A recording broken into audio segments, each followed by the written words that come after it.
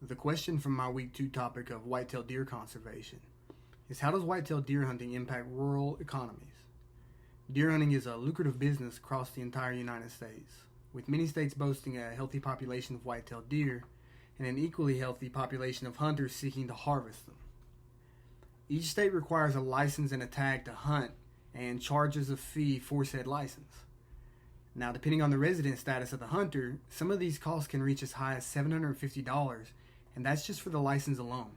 This doesn't include the additional money that is pumped into the local areas for lodging, food, hunting guides, gas, and other expenses that may occur.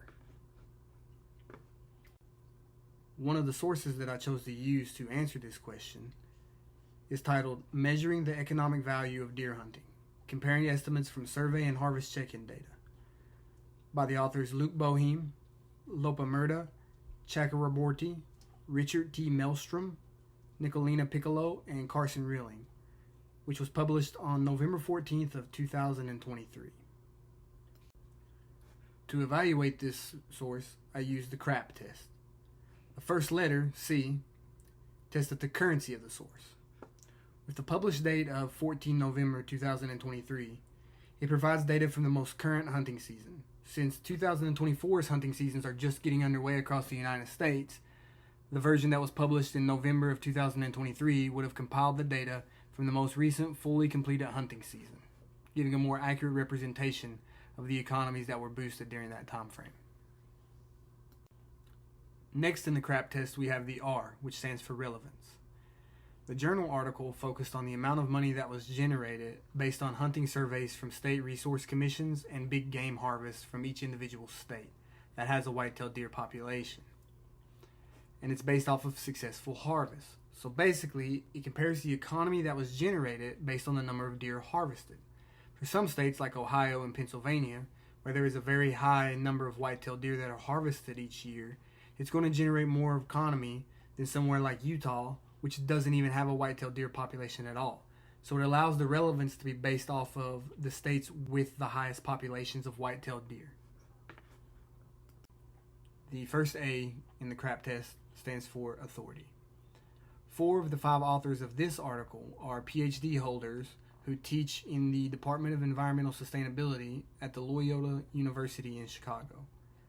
The 5th author is a PhD holder and professor of environmental economics at Purdue University, making all 5 authors a subject matter expert and an authority on all things related to what is covered in the materials of this article itself.